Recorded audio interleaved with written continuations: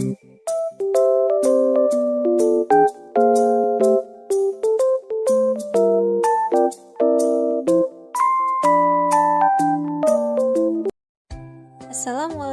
warahmatullahi wabarakatuh. Hai teman-teman, berjumpa lagi dengan saya Pipin Maharani dengan NIM 2110202014. Di sini saya akan memaparkan materi dari mata kuliah Pengembangan Media dan Sumber Belajar yang diampu oleh Bapak Muhammad Isnaini SAG MPD. Selamat menyaksikan. Oke, langsung saja. Di sini saya akan menjelaskan dari pengertian sumber belajar.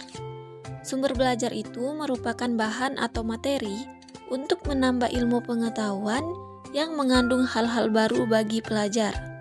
Kemudian didefinisikan juga oleh AICT atau Association of Education Technology bahwa sumber belajar adalah sumber baik berupa data, orang, atau benda yang dapat memberikan kemudahan untuk memberi fasilitas belajar bagi siswa. Sumber belajar juga dirumuskan sebagai segala sesuatu yang dapat memberikan kemudahan untuk siswa dalam memperoleh sejumlah informasi pengetahuan, pengalaman, keterampilan dalam proses belajar mengajar. Dengan demikian, sumber belajar merupakan segala sesuatu yang baik yang didesain maupun sifatnya dapat dipakai atau dimanfaatkan dalam kegiatan belajar mengajar untuk memudahkan belajar siswa. Kemudian, sumber belajar ini dapat diklasifikasikan sebagai berikut. Yang pertama, pesan. Informasi yang diteruskan oleh komponen lain dalam bentuk ide, fakta, arti, dan data. Contohnya, semua bidang studi seperti PAI, IPS, IPA, bahasa, ekonomi, maupun matematika dan kesehatan. Yang selanjutnya yaitu atau yang kedua, orang. Manusia yang bertindak sebagai penyimpan, pengolah, dan penyaji pesan. Contohnya, guru pembina, tutor murid, dan pembicara. Yang ketiga yaitu bahan atau media software yang mengandung pesan yang disajikan untuk penggunaan alat. Contohnya transportasi, bingkai, film, video, model, buku, majalah, dan bahan pengajaran. Yang keempat, hardware atau perangkat keras yang digunakan untuk menyampaikan pesan yang tersimpan dalam bahan. Contohnya proyektor, slide, film, radio, TV, dan lain-lain. Yang kelima, teknik atau acuan yang dipersiapkan untuk menggunakan bahan, peralatan, orang, dan lain-lain. Contohnya pengajaran terprogram, belajar mandiri, discover, ceramah, tanya jawab, dan lain-lain. Yang terakhir yaitu lingkungan, menyampaikan pesan, situasi sekitar, dan pesan yang diterima. Contohnya lingkungan fisik, gedung sekolah, perpustakaan, laboratorium, museum, dan lain-lain. Yang selanjutnya yaitu kegunaan sumber belajar. Kegunaan sumber belajar yang pertama, sumber belajar cetak.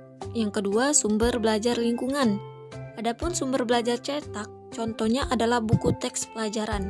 Beberapa materi pelajaran tidak dapat diajarkan tanpa bantuan buku teks pelajaran.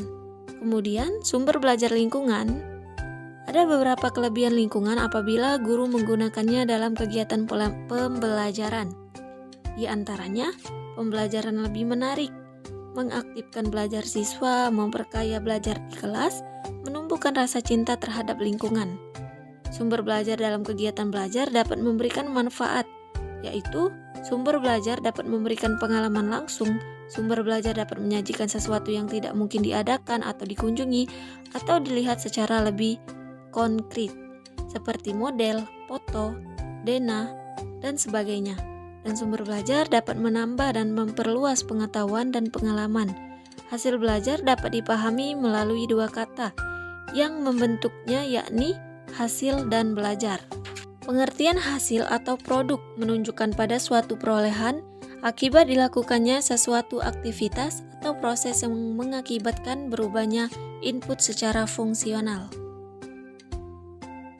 Oke, yang selanjutnya yaitu tentang instrumen pengukuran dan penilaian hasil belajar. Instrumen adalah alat ukur yang digunakan dalam rangka pengumpulan data. Kemudian, untuk menilai proses dan hasil belajar peserta didik, dapat digolongkan menjadi dua, yakni tes dengan non-tes. Ditinjau dari bentuknya, tes dibagi atas tes tertulis, tes lisan, dan tes perbuatan. Sedangkan non-tes diantaranya yaitu angket, wawancara, observasi, skala sikap, rating skala, dan checklist. Penelitian terdahulu merupakan referensi bagi peneliti untuk melakukan penelitian ini. Dalam penelitian tersebut terdapat kesamaan permasalahan penelitian. Kerangka konseptual memiliki tujuan mempermudah dalam mengetahui hubungan dan pengaruhnya dalam penelitian yang bersifat pengaruh. Pada umumnya, peneliti ingin mengetahui hubungan antara variabel-variabel dengan ikatan, bahwa yang satu variabel merupakan variabel bebas atau terikat. Hipotensi adalah penyataan khusus mengenai populasi, atau sampai hasil hipotensi inilah yang selanjutnya akan diuji. Pengujian ini dengan membandingkan hasil dari perhitungan data dengan kriteria tertentu. Jika sebuah penelitian tidak menggunakan atau tidak terdapat sebuah sampel, maka tidak akan ada hipotesis statistika. Mungkin itu saja ya yang bisa saya jelaskan atau saya paparkan. Selebihnya saya mohon maaf dan terima kasih.